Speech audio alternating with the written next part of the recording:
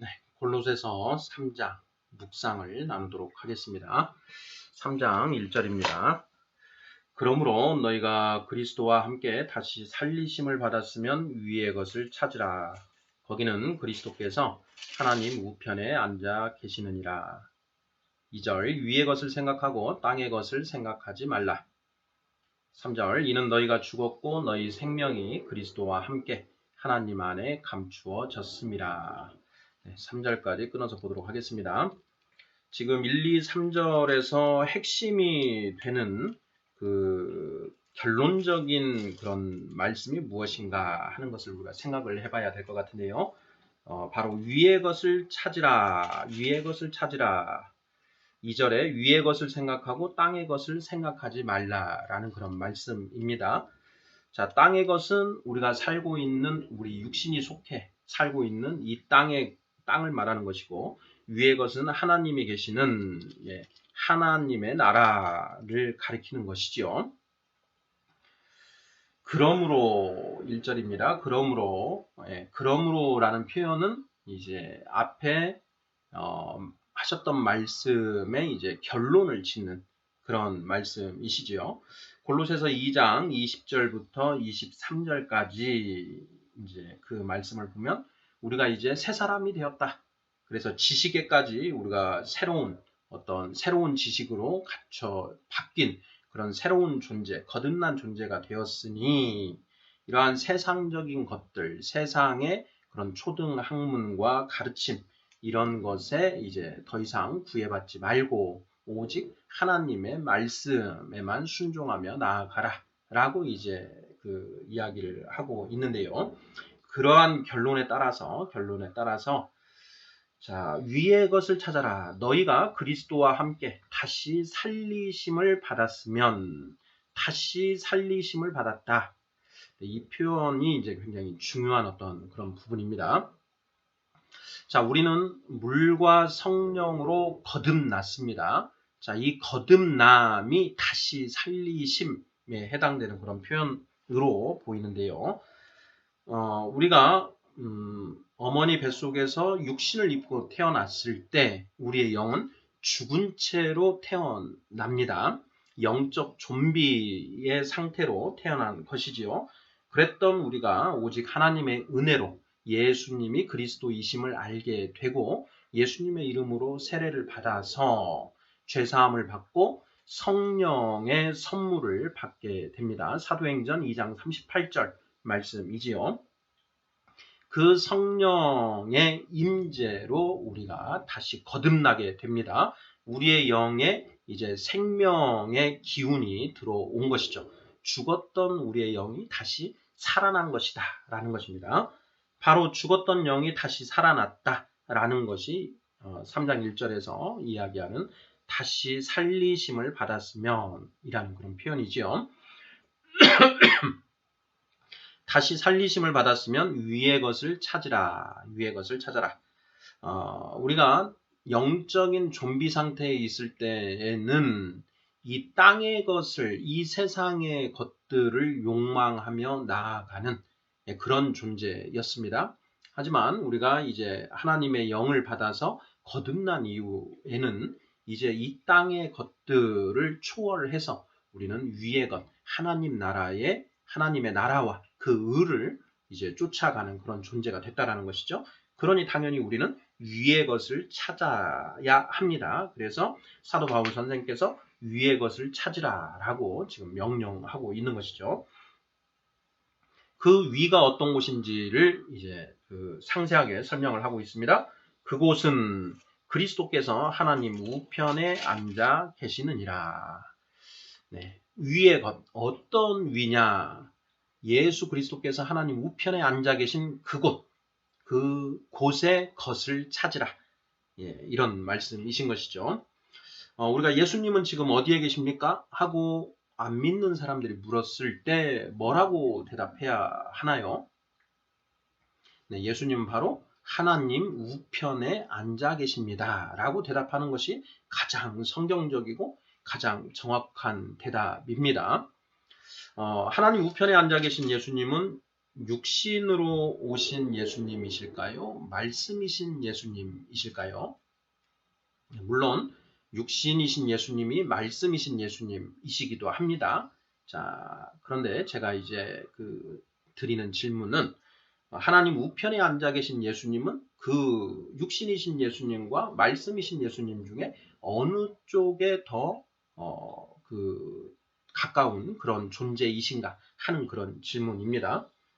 예수님은 십자가에서 죽으시고 이 땅에 육신으로 오셨다가 십자가에서 죽으시고 하나님이 그 예수님을 부활시키셨습니다. 사탄의 사망 권세를 이기셨기 때문에 하나님께서 예수님에게 영광을 주시고 부활시키셨다라는 것이죠. 그때 부활하신 예수님은 육신으로 오신 예수님이십니다. 그 육신이 부활했다라는 것이죠. 그리고 그렇게 부활하신 예수님은 지금 하늘에 오르사 하나님 우편에 앉아 계신다라는 것입니다. 그러니 하나님 우편에 앉아 계신 예수님은 바로 육신이신 예수님이신 것이지요. 그런데 그러한 예수님이 마태복음 28장 20절 하반절에서 내가 세상 끝날까지 너희와 함께 있으리라 라고 말씀을 하십니다. 자, 우리와 함께 계시는 예수님은 어떤 예수님이신가? 육신이신 예수님인가? 말씀이신 예수님이신가? 이것도 생각을 해볼 수 있습니다.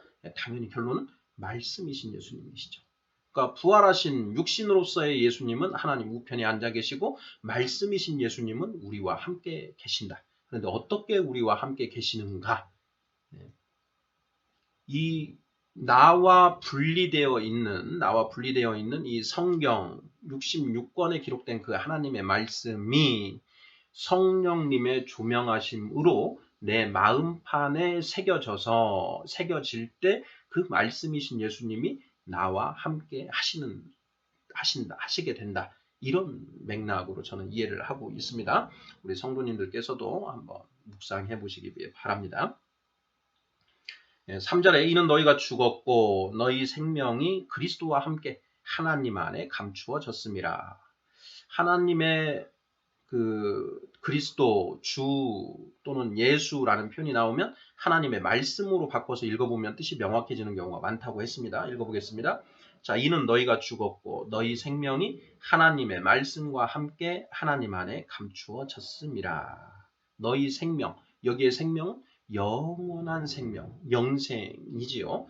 천국에서 새하늘과 새 땅에서 살 수 있는 그 생명이 하나님의 말씀과 함께 하나님 안에 감추어져 있다. 이런 의미인 것이죠. 4절입니다. 우리 생명이신 그리스도께서 나타나실 그때에 너희도 그와 함께 영광 중에 나타나리라. 네, 4절 말씀은 이제 저는 두 가지로 해석을 해봅니다. 첫 번째는 우리 생명이신 그리스도께서 나타나실 그때, 자, 육신으로 오신 예수님이 나타나시는 그때, 바로 재림하실 때이죠. 그것은 이제 우리 성경이 예언하고 있는 것처럼 예수님이 이제 일곱 나팔 소리 끝에 이 땅의 왕으로 심판주로서 이제 재림하시게 되는데 바로 그때를 의미한다라는 것이 첫 번째이고요. 두 번째는 말씀이신 예수님을 우리가 생각해 볼 때 그 말씀이신 예수님이 내 마음 안에 온전히 다 새겨졌을 때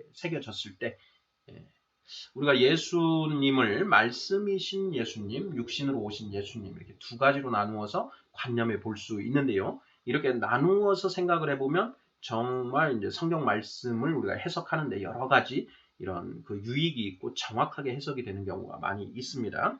그래서 육신으로 오셔서 십자가에 죽으시고 부활하셔서 하나님 우편에 앉아 계신 그 예수님이 이 땅의 심판주로서 재림하실 때 이런 의미를 하나 우리가 뽑아낼 수가 있고요. 두 번째는 말씀이신 그 예수님, 그 말씀이 내 마음판 안에 온전히 새겨질 때 그때가 이제 바로 우리가 장성한 자가 되는 것이죠. 바로 그때 너희도 그와 함께 영광 중에 나타나리라. 네, 우리가 첫 번째 부활, 그리고 두 번째 부활이라는 표현이 성경에서 찾아볼 수 있는데요. 바로 요한계시록 20장입니다. 요한계시록 20장을 한번 보지요. 자, 요한계시록 20장 이제 4절부터 6절까지 보면 이제 예수님이 이 땅에 재림하셔서 1000년 동안 이제 이 세상을 이제 다스리시게 되는데요. 바로 그 예수님이 그 재림하실 때 부활하는 존재들이 있습니다. 그 부활을 이제 첫 번째 부활이라고 하는데요. 6절을 보겠습니다. 요한계시록 20장 6절입니다. 이 첫째 부활에 참여하는 자들은 복이 있고 거룩하도다. 둘째 사망이 그들을 다스리는 권세가 없고 도리어 그들이 하나님과 그리스도의 제사장이 되어 1000년 동안 그리스도와 더불어 왕노릇하리라. 이렇게 되어 있습니다. 첫 번째 부활에 이제 참여하는 자들, 예수님이 이 땅에 재림하실 때, 그때 부활해서 예수님과 함께 1000년 동안 같이 이 세상을 다스리는 그런 권세 받은 자들인데요. 이 첫째 부활에 참여하는 자들이 어떤 자들이냐? 바로 요한계시록 20장 4절에 그 설명이 되어 있습니다.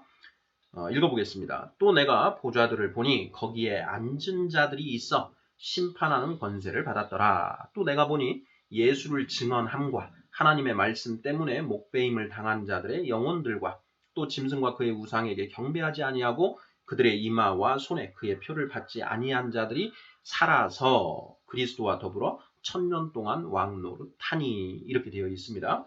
자, 여기에 첫째 부활에 참여하는 자들이 어떤 자들인지 나와 있습니다. 예수를 증언함과 하나님의 말씀 때문에 목배임을 당한 자들, 순교자들이죠. 순교자들. 그리고 두 번째는 짐승과 그의 우상에게 경배하지 아니하고 그들의 이마와 손에 그의 표를 받지 아니한 자들.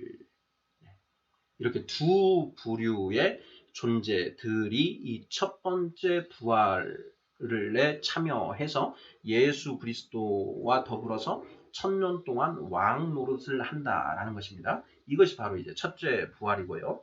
자, 두 번째 부활은 무엇인가? 네, 이 백보자 심판 때에 이제 부활하는 존재들인데요. 첫째 부활에 참여하지 못한 모든 존재들이 이 두 번째 부활 때 이제 부활, 육신으로 부활하게 됩니다. 보지요. 13절입니다. 요한계시록 20장 13절.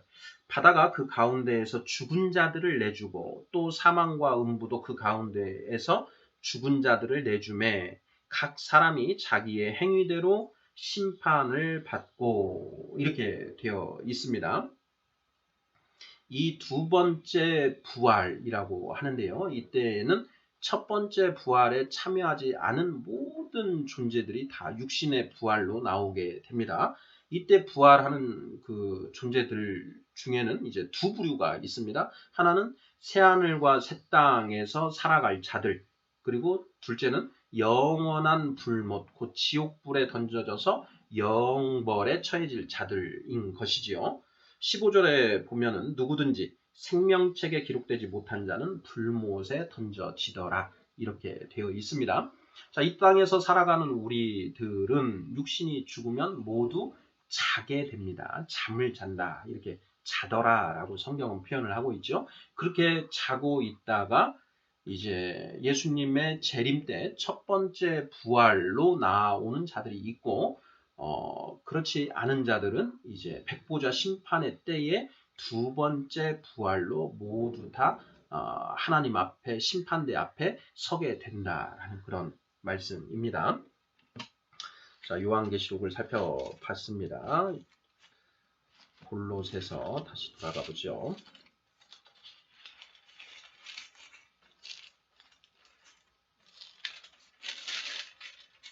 네, 4절 우리 생명이신 그리스도께서 나타나실 그때에 너희도 그와 함께 영광 중에 나타나리라. 그래서 이 부분을 자, 육신이신 예수님 이제 그 초점을 찍어서 살펴보면 예수님이 그 재림하실 때 첫 번째 부활하는 자들, 예, 첫 번째 부활에 참여해서 예수님과 더불어 1000년 동안 왕노릇 할 것이다. 예, 너희도 그와 함께 영광 중에 나타나리라. 이런 개념으로, 이런 말씀으로 우리가 이제 첫 번째 볼 수가 있고요. 두 번째, 말씀이신 예수님, 이렇게 우리가 이해를 하면 우리가 그 하나님의 말씀이 우리 마음판에 온전히 다 새겨져서 우리가 장성한 자 되어서 우리도 예수님과 같은 그런 하나님의 영광을 누리는, 하나님이 우리를 영광스럽게 해주신다라는 거죠. 그 영광을 누리게 될 것이다. 라는 그런 맥락, 이렇게 두 가지로 저는 묵상을 하고 있습니다. 자, 5절. 그러므로 땅에 있는 지체를 죽이라. 곧 음란과 부정과 사욕과 악한 정욕과 탐심이니 탐심은 우상 숭배니라. 이것들로 말미암아 하나님의 진노가 임하느니라. 그러므로 땅에 있는 지체를 죽이라. 자, 우리는 크리스찬들은 이중인격자라고 했습니다. 자, 우리 안에 육체의 소욕과 그리고 성령께서 이제 그 임재하셔서 우리가 우리 안에 마음 안에서 육체의 소욕과 이 성령이 극한 그 치열한 영적인 전쟁을 하게 되지요. 그때 우리가 육체의 소욕을 쫓아가면 죄로 나아가게 되고 성령을 쫓아가면 이제 의로 나아가게 되는 것인데요. 자, 그 성령이 우리 안에 오셔서 우리를 강제로 끌고 가시지는 절대 않습니다. 자, 육체의 소욕과 성령님의 인도하심 중에 어느 것에 따라갈 것이냐 하는 것은 자유의지를 가진 우리가 스스로 결정할 대목입니다. 그리고 우리는 그 결정에 대해서 이제 책임을 져야 되는 것이고요. 그 우리의 결정에 대해서 하나님은 우리를 심판하시고 벌하시거나 내지는 천국으로 들이실 수 있게 된다라는 것입니다. 그것이 바로 하나님의 공의이지요. 자, 땅에 있는 지체를 죽이라라고 이렇게 말씀하고 있습니다. 바로 우리 안에 있는 육체의 소욕을 이기라라는 그런 말씀입니다. 육체의 소욕은 곧 무엇입니까? 음란과 부정과 사욕과 악한 정욕과 탐심이라는 것입니다. 그 중에서도 탐심은 우상 숭배다.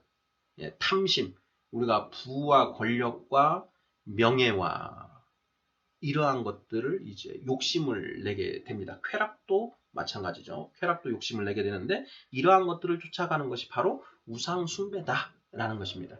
우리는 우상 숭배라고 하면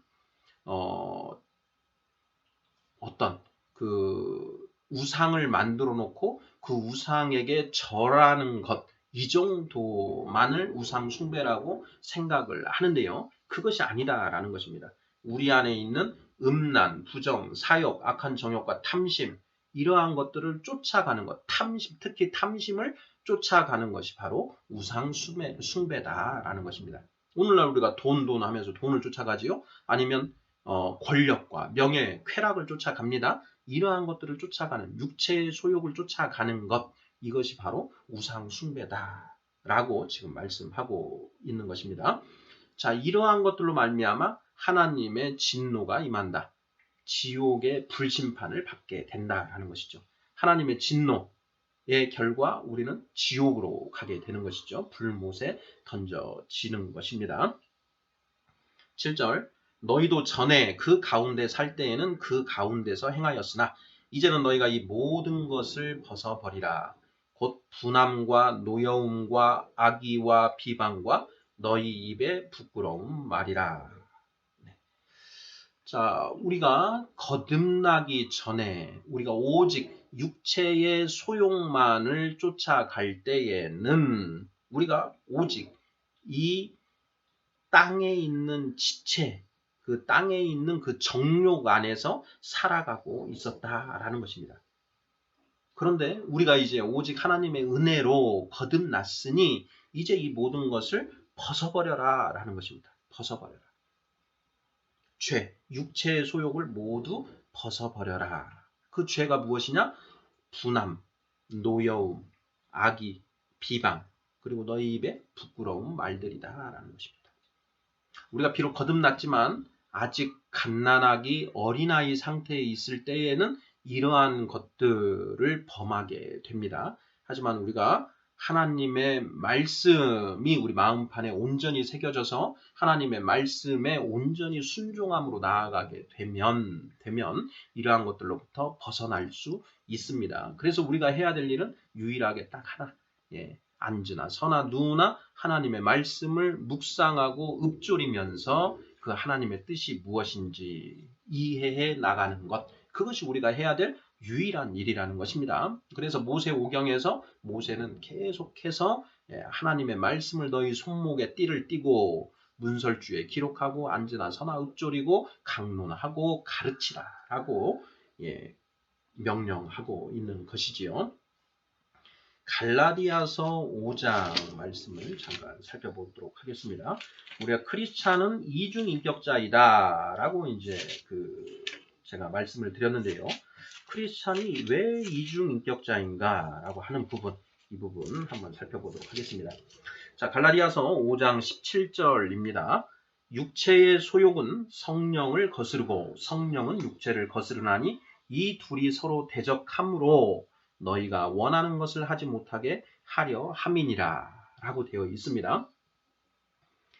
자, 우리 안에 성령님이 들어오시기 전까지는 우리가 온전히 우리 안에는 육체의 소욕만 존재합니다. 그래서 육체의 소욕을 쫓아서 우리가 온갖 죄를 범하게 되지요. 자, 그런데 이제 우리가 성령을 받게 되면 이제 성령님이 우리가 육체의 소욕을 쫓아서 죄로 가려고 하면 그러면 안 된다 하고 자꾸 우리를 잡으십니다. 우리를 찌르시지요. 자, 죄를 범하고 나면 죄책감이 들게 하십니다. 요한복음 16장 8절이죠. 그 보혜사가 너에게 오셔서 그가 오셔서 죄에 대하여 의에 대하여 심판에 대하여 세상을 책망하시리라. 이렇게 이제 예수님이 말씀하셨는데요. 성령이 우리 안에 임재하시게 되면 우리가 뭔가 죄를 짓고 나면 자꾸 꺼림칙하고 찔림이 있습니다. 아, 내가 그러면 안 되는데 왜 그랬을까? 이러면 이 상태로는 안 되는데 하면서 하나님 앞에 자복하게 만드신다라는 것이죠. 바로 그 성령께서 우리가 죄로 나아가는 것을 자꾸 하지 말라라고 찔러주신다라는 것입니다. 그래서 우리 거듭난 성령 받은 자들은 우리 안에 육체의 소욕과 성령이라고 하는 두 가지 인격이 존재한다. 그래서 거듭난 우리 크리스찬들은 이중인격자이다. 이렇게 말씀드리는 것입니다. 9절 보겠습니다. 너희가 서로 거짓말을 하지 말라. 옛사람과 그 행위를 벗어버리고 새사람을 입었으니 이는 자기를 창조하신 이의 형상을 따라 지식에까지 새롭게 하심을 입은 자니라. 거기에는 헬라인이나 유대인이나 할례파나 무할례파나 야만인이나 수구디아인이나 종이나 자유인이 차별이 있을 수 없나니 오직 그리스도는 만유시요 만유 안에 계시니라. 90, 11절. 우리는 거듭났다. 너희는 거듭난 새 사람이다. 그러니 옛사람과 그 행위를 완전히 벗어버리고 이제 완전한 새 사람, 성화된 사람이 되어라 라는 그런 말씀이신 것이죠. 그런데 여기에서 10절에 굉장히 중요한 그 말씀이 있습니다. 10절 새 사람을 입었으니 새 사람을 입었다. 새 사람을 입었으니 이는 자기를 창조하신 이의 형상을 따라 지식에까지 새롭게 하심을 입은 자니라. 이렇게 되어 있습니다. 자, 자기를 창조하신 우리를 창조하신 이가 누구십니까? 네, 하나님이시죠. 하나님이 말씀으로 우리를 창조하셨습니다. 그러니까 하나님이 우리를 창조하신 것인데요. 그 하나님의 형상, 이 형상은 지정의, 하나님의 지성, 감성, 의지, 지정의가 바로 형상이다. 이렇게 그 말씀을 드렸고요. 그렇게들 이해를 하고 있습니다. 그래서 하나님의 지성, 감성, 의지를 따라서 지식에까지 새롭게 하심을 입었다라는 것입니다. 지식에까지. 지성 부분이죠. 지성. 지식에까지 새롭게 하심을 입었다. 이것이 무슨 뜻인가? 이걸 잘 우리가 새겨야 되는데요. 예를 들면 저는 이 예수 그리스도를 믿기 전까지는 진화론자였습니다. 진화론을 지지하는 그런 입장이었다라는 것이죠. 네. 그런데 예수 그리스도를 알고 하나님 말씀을 알게 되니 진화론은 부정하고 창조를 믿게 되었다라는 것입니다. 그러니까 진화론적 지식을 가지고 살아왔는데 이제는 창조의 지식을 가지고 세상을 보게 되었다라는 것입니다. 지식이 바뀌었죠. 예. 과거 진화론적인 그런 사고방식에서 이제는 창조론에 입각한 그 사고방식으로 지식이 완전히 바뀌었다, 체인지 되었다라는 것입니다. 체인지 마인드 된 거지요. 이것이 바로 메타노이어, 회개입니다. 회개. 회개는 생각이 바뀌는 것입니다. 생각은 지식과 지혜가 바뀌는 것이죠. 우리는 거짓 지식과 거짓 지혜에 찌들어 살고 있습니다. 그것으로 빚어져 있는 그런 상태였는데 우리 안에 성령님이 오시고 진리의 말씀이 우리 마음판에 새겨지면서 우리가 기존에 알고 있던 지식들은 아웃되고 새로운 하나님의 말씀으로 새롭게 빚어져 간다라는 것입니다. 오직 하나님의 말씀만이 참 진리이지요. 그것에 의해서 빚어져 나간다라는 것입니다. 저는 거듭나기 전에는 성선설적 입장이었습니다. 사람은 모두 선하다라는 그런 사고 방식을 가지고 있었는데 하나님의 말씀을 알게 된 뒤로는 하나님은 모두 악한 존재다.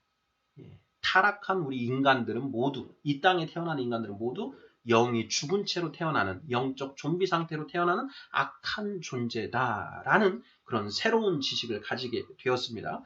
바로 이러한 것들이 바로 지식에까지 새롭게 하심을 입는 것이다 라는 것이죠. 자, 이렇게 우리가 거듭남 하나님의 은혜로 우리가 구원을 받는 데에는 헬라인, 유대인, 할례파, 무할례파, 야만인, 수구디아인, 종과 자유인의 차별이 있지 않다. 하나님이 모든 사람들에게 이런 구원의 은총을 베푸신다라는 것입니다. 오직 그리스도는 만유시요 만유 안에 계시니라. 그리스도 하나님의 말씀이지요. 하나님의 말씀이 바로 만유, 이 세상의 모든 것이요. 이 천지 그 자체가 하나님의 말씀이요. 그 만유 안에 하나님의 말씀이 계신다. 그리스도께서 계신다. 라는 것입니다. 12절. 그러므로 너희는 하나님이 택하사 거룩하고 사랑받는 자처럼 긍휼과 자비와 겸손과 온유와 오래 참음을 옷 입고 누가 누구에게 불만이 있거든 서로 용납하여 피차 용서하되 주께서 너희를 용서하신 것 같이 너희도 그리하고 이 모든 것 위에 사랑을 더하라. 이는 온전하게 매는 띠니라. 14절까지 보도록 하겠습니다. 자, 우리는 거듭난 존재다. 너희 크리스찬들은 성령 받은 성도들은 자, 새로운 사람이 되었으니 자, 옛사람을 죽이고 이제 새 사람을 입어야 된다. 자, 옛사람은 5절, 6절, 5절에 있는 것이지요. 자, 음란과 부정과 사욕과 악한 정욕과 탐심으로 빚어져 있던 그런 지체는 죽이고 이제 어떻게 되느냐? 긍휼과 자비와 겸손과 온유와 오래 참음을 옷 입고 이걸 옷 입어서 새로운 존재가 된다라는 것이죠. 서로 용납하여 피차 용서하되 주께서 너희를 용서하신 것 같이 너희도 그렇게 하라. 그리고 이 모든 것 위에 사랑을 더하라라는 것입니다. 하나님의 사랑을 더하라는 것이죠. 하나님의 사랑과 사람의 사랑은 그 본질이 다릅니다. 사람의 사랑의 본질, 에센스는 자기의 결국 나를 사랑하는 마음에 누군가를 사랑하는 것이죠. 그러나 하나님의 사랑의 에센스는 긍휼이라고 했습니다. 긍휼. 불쌍해서 사랑하신다라는 것입니다. 사람은 누군가가 이뻐서 사랑합니다. 누군가를 이뻐서 사랑하고요. 하나님은 누군가를 불쌍해서 사랑하십니다. 미워도 불쌍하니까 사랑하실 수 있다는 것입니다. 그런데 하나님은 우리 인간은 이뻐야만 사랑할 수 있기 때문에 미워지면 사랑하지 않습니다. 그래서 부모 자식 간에도 미우면 적으로 돌립니다. 더 이상 사랑할 수 없다라는 것이죠. 그래서 하나님의 사랑과 인간의 사랑은 그 본질이 다른데 하나님의 사랑을 더하라는 것입니다. 하나님의 사랑의 본질은 긍휼이다. 너희는 서로 사랑하라. 너희는 서로 불쌍히 여기라. 불쌍히 여기기 때문에 용납하고 용서해 줄 수 있다라는 것이죠. 서로 사랑하라는 것이 서로 뽀뽀하고 빨고 껴안고 하는 그런 맥락이 아니라는 것이죠. 불쌍히 여기라. 긍휼히 여기라라는 것입니다. 내가 죄인인 것처럼 이 사람도 죄인이기 때문에 이렇게 죄를 짓는 것이다. 그 죄라고 하는 죽을 병에 걸려서 원죄라고 하는 그 죽을 병 때문에 저런 증상을 보이고 있는 것이다. 우리가 긍휼히 여기고 내가 나를 긍휼히 여기는 것처럼 내가 나를 불쌍히 여기는 것처럼 우리 형제들도 불쌍히 여기라라는 그런 말씀이시라는 것이죠. 15절 그리스도의 평강이 너희 마음을 주장하게 하라. 너희는 평강을 위하여 한 몸으로 부르심을 받았나니 너희는 또한 감사하는 자가 되라. 16절 그리스도의 말씀이 너희 속에 풍성히 거하여 모든 지혜로 피차 가르치며 권면하고 시와 찬송과 신령한 노래를 부르며 감사하는 마음으로 하나님을 찬양하고 또 무엇을 하든지 말에나 일에나 다 주 예수의 이름으로 하고 그를 힘입어 하나님 아버지께 감사하라. 자, 우리는 크리스찬입니다. 성도, 세인트, 성도들입니다. 그리스도의 평강, 하나님의 말씀이 주시는 그 평강이 우리 마음을 주장하게 하라라는 것입니다. 자, 이걸 주장하게 하려면 어떻게 해야 됩니까? 말씀을 마음판에 새겨야 됩니다. 우리가 마음이 복잡하고 할 때에는 말씀을 읽어야 됩니다. 그 말씀으로 들어가면 그 말씀이 주시는 그 평강이 우리 안에 우리를 지배하게 된다라는 것이죠. 너희는 평강을 위하여 한 몸으로 부르심을 받았다. 성령 받은 사람은 모두 다 한 몸이라고 했습니다. 다만 아직 한 마음 한 뜻이 되지는 못했죠. 왜요? 내 생각 가치가 아직 나를 지배하고 있다는 것입니다. 내 생각 가치를 모두 버리고 오직 하나님의 말씀만으로 우리가 다시 빚어질 때 한 마음 한 뜻이 된다라고 말씀드렸습니다. 그래서 16절에 그리스도의 말씀이 하나님의 말씀이 너희 속에 풍성히 거하여 이게 가장 핵심 포인트입니다. 우리 안에 하나님의 말씀이 풍성히 새겨져 있을 때 새겨져 있어야 한다라는 것이죠. 자, 그것을 위해서 모든 지혜로 피차 서로 가르치며 권면하고 시와 찬송과 신령한 노래를 부르며 감사한 마음으로 하나님을 찬양하고 무슨 일을 하든지 주 예수의 이름으로 하고 주 예수, 하나님의 말씀이죠. 하나님의 말씀에 합당하게 행하고 라는 뜻입니다. 다 주 예수의 이름으로 하고 라는 것은 하나님의 말씀에 합당하게 행하고 그렇게 함으로써 하나님 아버지께 감사하라 라고 지금 권면하고 있는 것입니다. 18절 보겠습니다. 자, 18절부터는 이제 우리 사도 바울 선생께서 구체적으로 아내들, 남편들, 자녀들, 아비들, 종들, 상전들에게 주는 이제 그런 권면의 말씀입니다. 자, 아내들아 남편에게 복종하라. 이는 주 안에서 마땅하니라. 남편들아 아내를 사랑하며 괴롭게 하지 말라. 두 개, 아내와 남편, 부부 끊어서 보겠습니다. 자, 아내들에게는 남편에게 복종하라 라고 이렇게 명령합니다. 그리고 남편들에게는 아내를 사랑하며 괴롭게 하지 말라라고 이야기합니다. 자, 왜 이런 명령이 가능한 것인가? 왜 이런 명령이 나오는 것인가? 라는 것을 우리가 논리적으로 이해할 필요가 있는데요. 창세기 3장으로 가야 됩니다. 창세기 3장 16절인데요. 자, 아담과 하와가 선악과를 먹은 뒤에 하나님이 아담과 하와에게 벌을 내리십니다. 그런데 그때 하와 여자에게 내린 벌을 한번 보지요. 자, 창세기 3장 16절입니다. 또 여자에게 이르시되 내가 내게 임신하는 고통을 크게 더하리니 내가 수고하고 자식을 낳을 것이며 너는 남편을 원하고 남편은 너를 다스릴 것이니라 하시고 이렇게 되어 있습니다. 자, 여자에게 벌이 내려졌는데요. 두 가지가 내려졌습니다. 하나는 임신과 출산의 고통을 크게 더하신 것이고 두 번째는 여자는 남편을 원하는데 남편은 그 여자가 원하는 걸 주지는 않고 오히려 여자를 다스리는 그런 형벌을 받습니다. 이 부분을 우리가 잘 이해를 해야 됩니다. 여자에게 하나님이 벌을 내리십니다. 그런데 그 두 가지 벌 중에 하나가 남편의 지배를 받는 그런 저주를 내리셨다라는 것입니다. 자, 그래서 세상에 하나님을 모르고 사는 사람들을 보면 그런 부부관계를 살펴보면은 예로부터 지금까지 여자들은 남편에게 뭔가 핍박을 받으면서 살고 있습니다. 그런데 그것이 하나님의 벌로 인한 것이다. 하나님의 벌이다라는 것입니다. 성경은 그렇게 이야기를 하고 있습니다. 자, 왜 하나님이 이런 벌을 내리셨는가도 한번 생각해 볼 필요가 있는데요.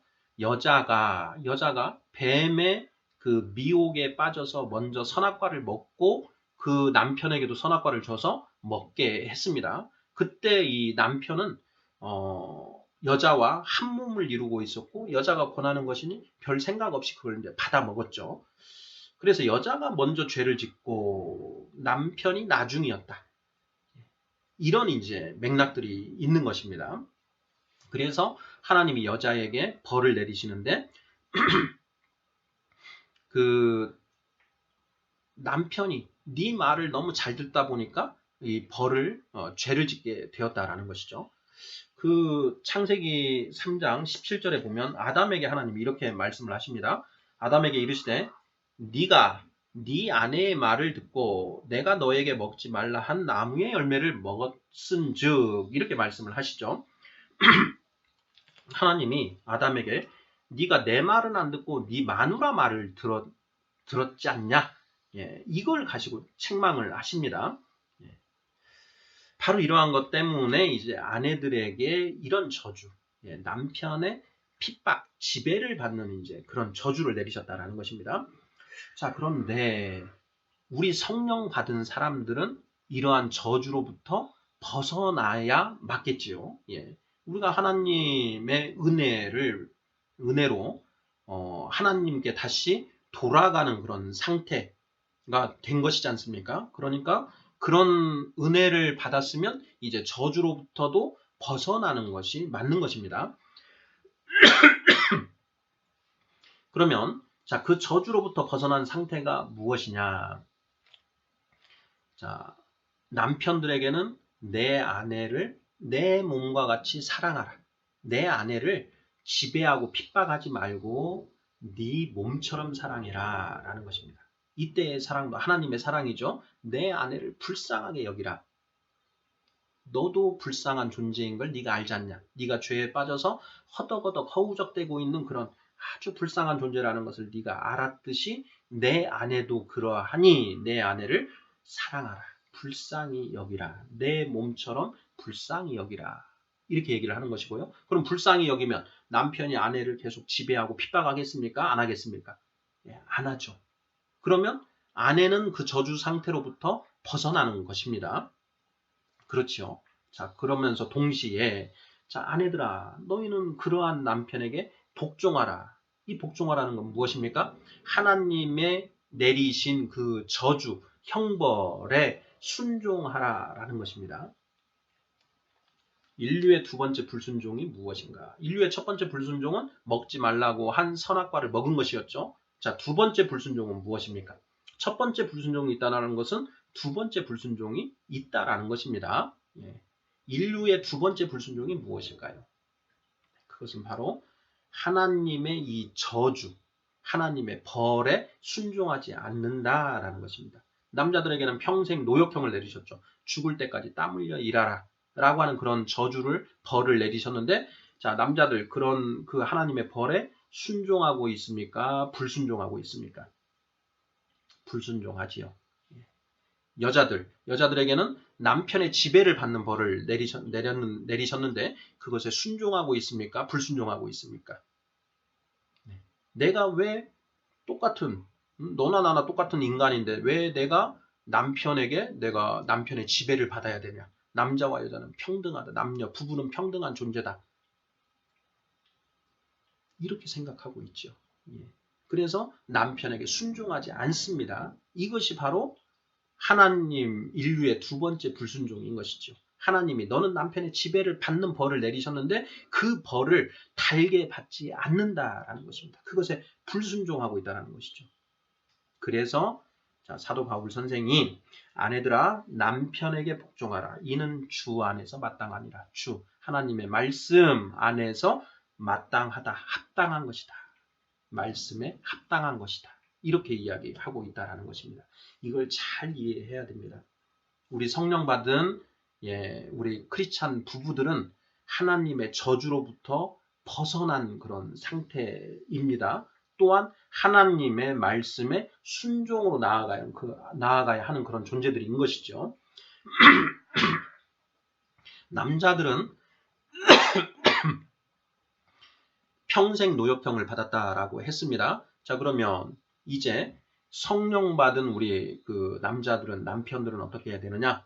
하나님이 우리에게 평생 땀 흘려 일하라고 말씀하셨으니 그 말씀대로 평생 일하는 것에 순종하는 것입니다. 순종으로 나아가는 것이죠. 그전에는 어떻게 하면 일 안 하고 땀 안 흘리고 돈을 많이 벌어서 유유자적 띵가띵가 놀면서 먹을까라는 걸 추구했는데 이제는 그렇지 않다라는 것입니다. 내가 죽을 때까지 땀 흘려 일하는 것이 하나님이 내게 내리신 벌이구나. 그러니 열심히 일하는 것입니다. 그래서 이제 23절에 가면 무슨 일을 하든지 마음을 다하여 죽게 하듯 하고 사람에게 하듯 하지 말라라는 그런 그 상태, 순종의 마음가짐이 가능하게 된다라는 것이죠.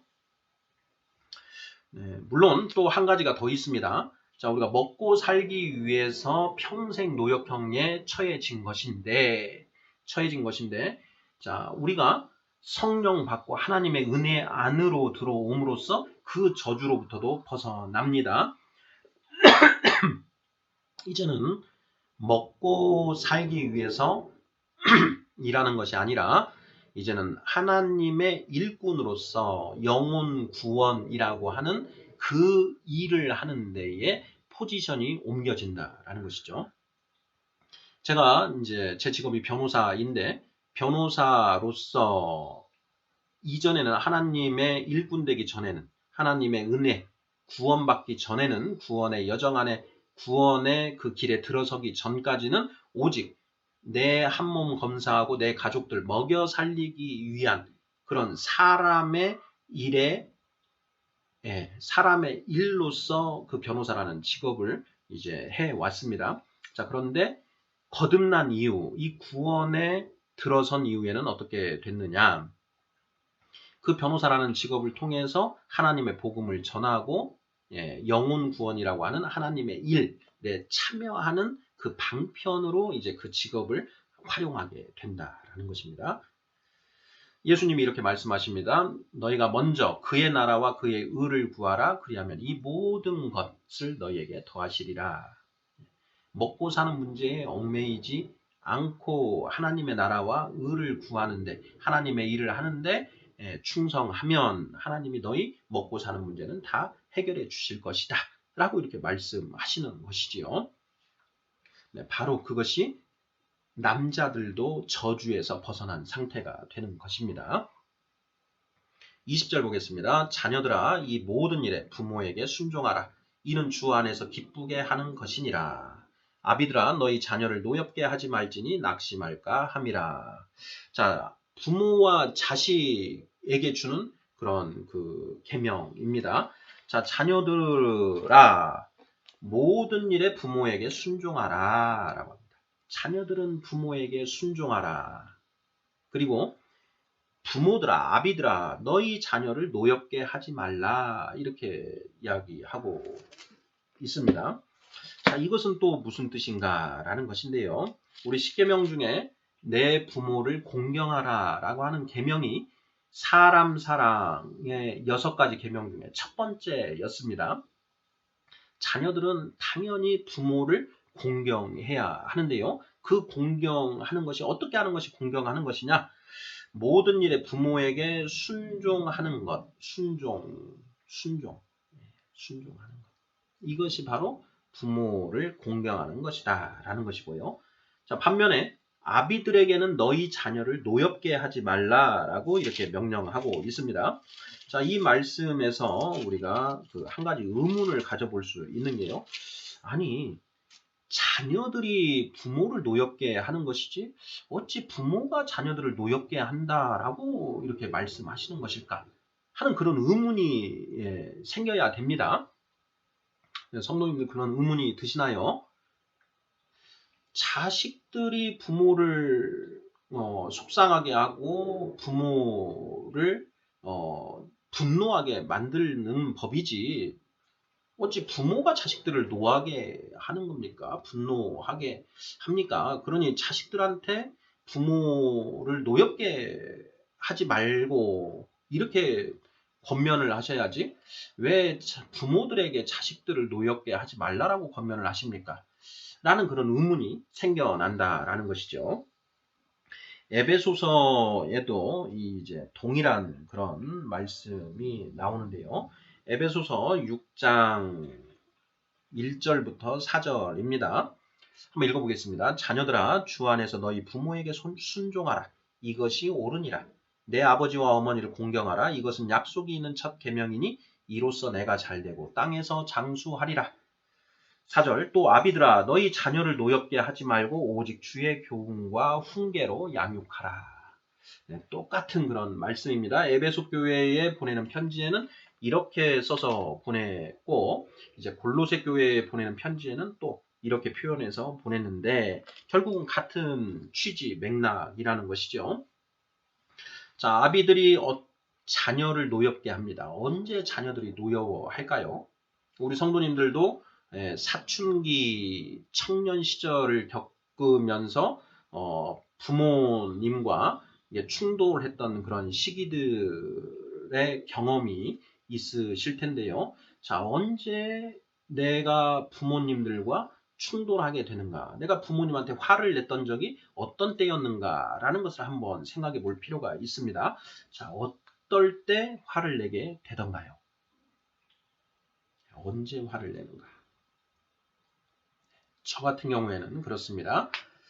부모님이 나에게 뭔가 부당한 것을 요구할 때, 저건 분명히 아닌데 자꾸 그것을 하라고 하실 때, 이때 분노하게 된다는 겁니다. 저건 분명히 아닌데 왜 저걸 자꾸 하라고 하시는가? 우리 인간의 원죄가 무엇입니까? 선악을 내가 판단하는 것이죠. 그러니까 내가 판단할 때 저것은 분명히 아닌데 왜 자꾸 우리 아버지 어머니는 저것을 나한테 하라고 하시는가? 이때 분노하게 된다라는 것입니다. 부모도 마찬가지입니다. 부모도 내 생각에 옳고 그른 걸 판단해서 내가 옳다라는 걸, 내가 옳다고 생각하는 걸 자녀들에게 강요하게 되죠. 그런데 그게 정말 옳은 것이면 문제가 없습니다. 그런데 그게 만약에 그른 것이다 라고 하면 문제가 생기는 것이죠. 그때 자녀들이 분노하게 된다는 것입니다. 그래서 부모들은 어떻게 해야 되느냐? 에베소서 6장 4절에서 말씀하신 명령하시는 것처럼 오직 주의 교훈과 훈계로 양육하라. 주 예수 그리스도의 교훈과 훈계로 자식들을 양육하라라는 것입니다. 너의 생각과 가치를 가지고 자식들을 훈계하고 양육하지 말고 오직 하나님의 말씀으로 자식들을 가르치고 양육하라라는 것입니다. 하나님의 말씀은 선입니다. 하나님의 말씀만이 진리이고 선이지요. 그러니 하나님의 말씀으로 훈계하고 양육하면 자식들이 비록 그것을 지키지는 못할지언정 분노하지는 않는다는 것입니다. 왜? 하나님의 말씀은 절대 진리이기 때문에요. 그게 선이기 때문에. 자식들이 생각하는 것과 다르더라도 하나님이 분명히 저거는 이게 옳다, 선이다라고 말씀하셨지. 그리고 실제로 그게 선이기 때문에 자식들이 내가 그걸 하지는 못할지언정 분노하지는 않는다라는 것입니다. 오히려 자식들은 회개하겠죠. 내가 저렇게 해야 되는데 못하고 있구나. 회개로 나아갈 수가 있다는 것입니다. 그런데 내 생각과 가치로 아이들을 훈계하고 양육하면 아이들은 분노하게 됩니다. 내 생각과 가치가 하나님의 말씀에 부합하면 문제가 없습니다. 그런데 하나님의 말씀과 다른 내 생각과 가치로 아이들을 자꾸 강요하면 아이들이 분노하게 되어 있다는 것입니다. 그래서 오직 주의 교훈과 훈계로 양육하라라고 명령하게 된다는 것. 그 이치를 우리가 잘 깨달아야 하겠습니다. 22절입니다. 종들아 모든 일에 육신의 상전들에게 순종하되 사람을 기쁘게 하는 자와 같이 눈가림만 하지 말고 오직 주를 두려워하여 성실한 마음으로 하라. 무슨 일을 하든지 마음을 다하여 주께 하듯 하고 사람에게 하듯 하지 말라. 이는 기업의 상을 주께 받을 줄 아나니 너희는 주 그리스도를 섬기느니라. 불의를 행하는 자는 불의의 보응을 받으리니 주는 사람을 외모로 취하심이 없느니라. 여기까지 보겠습니다.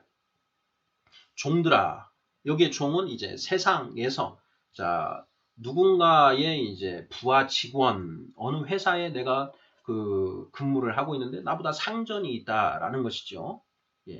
그랬을 때 우리들이 육신의 상전들에게 순종하라라는 것입니다. 핵심은 무슨 일을 하든지 마음을 다하여 하나님께 하듯 하고 예수님께 하듯 하고 사람에게 하듯 하지 말라. 왜냐? 우리가 이미 창세기 3장에서 살펴본 것처럼 평생 노역형을 받았습니다. 평생 노역형을 받아서 죽을 때까지 땀 흘려 일해야 되는데 그 형벌은 하나님이 내리신 거라는 겁니다. 그러니 내가 세상에서 하고 있는 일은 하나님이 나에게 내리신 벌이라는 거죠. 그러면 그 일을 할 때 사람에게 하듯 해야 되겠습니까? 하나님께 하듯 해야 되겠습니까? 당연히 하나님께 하듯 해야 된다. 그 하나님의 벌에 순종하라라는 것입니다. 다만 하나, 순종과 복종은 다르죠. 자, 순종은 그 하나님의 상위법에 해당되는 하나님의 뜻에 합당한 것에는 순종을 하는 것이고 하나님의 말씀과 배치되는 것을 명령할 때 이때에는 단호하게 배격해야 됩니다. 그래서 순종과 복종의 차이점을 봐야 되죠. 그 아내들아 남편에게 복종하라라고 했습니다. 아내들아 남편에게 순종하라고 하지 않고 복종하라고 했습니다. 남편이 잘못된 것을 명할지라도 그것에 아내들은 따르라라는 것입니다. 왜 그렇게 명령을 하시는 것인지 이 부분도 우리가 깊이 묵상해 보아야 하는 대목입니다. 특히 우리 여자 성도님들께서는 이 말씀이 정말 받아들이기가 힘드실 것이라고 생각이 됩니다. 25절입니다. 불의를 행하는 자는 불의의 보응을 받으리니 불의를 행한다. 불의, 의냐 불의냐 이걸 가르는 기준은 오직 하나님의 말씀입니다. 하나님의 말씀에 부합하는 것은 의이고 하나님의 말씀에 부합하지 않는 것은 불의인 것이죠. 그래서 불의를 행하는 자는 하나님의 말씀에 어긋나게 합당하지 않게 행하는 자는 불의의 보응을 받으니 벌을 받는다. 주는 사람을 외모로 취하심이 없느니라. 공의의 하나님이십니다. 공의의 하나님. 공의는 심판과 관련된 말씀인데요. 자, 공의롭다라는 것은 무엇이냐? 하나님의 법인, 하나님의 말씀대로 심판하신다라는 것입니다. 너는 잘생겼으니까, 너는 이쁘니까 내가 봐줄게. 이게 아닙니다. 너는 못생겼고, 너는 내가 보기에 미우니까 너는 더 가혹한 벌에 처한다. 하나님은 그러신 분이 아니라는 것입니다. 오직 하나님의 말씀을 기준으로 말씀에 합당하게 행하면 칭찬해 주시고 말씀에 어긋나게 행하면 벌을 주시는 분이다. 이것이 바로 하나님의 공의입니다. 자, 그런 의미에서 이렇게 말씀을 하시는 것이죠. 우리는 하나님의 평생 노역형이라고 하는 하나님의 벌을 받았습니다. 그러니 그 하나님이 주신 그 일에 우리는 순종함으로 성실하게 하나님께 하듯 어떤 일을 하든지 해 나가야 된다라는 것입니다. 평생 노역형은 남자에게 준 것인데 왜 우리 여자들도 일을 해야 되는 것입니까? 라고 이제 그 질문하실 수 있는데요. 어리석은 질문입니다. 여자들은 남편의 지배를 받는 그런 형벌을 지금 받았지 않습니까? 그러면 남자가 평생 노역형을 받은 남자가 여자들 놀고 먹게 그냥 놔둘까요? 아니면 나가서 돈 벌어 오라고 할까요? 당연히 나가서 돈 벌어 오라고 합니다. 그래서 여자들도 일에 내몰리게 된 것이다 라는 것. 그것도 우리가 이해할 필요가 있습니다. 물론 이것이 바람직하다라는 얘기가 결코 아닙니다. 이것은 하나님의 저주 상태라는 것. 그런데 우리가 하나님의 말씀을 통해서 우리가 이 하나님의 저주로부터 형벌로부터 벗어나서 이 땅에서부터 천국을 누리며 살 수 있다라는 것. 성경은 그것을 말하고 있다라는 것을 또 명심하셔야 하겠습니다. 아멘.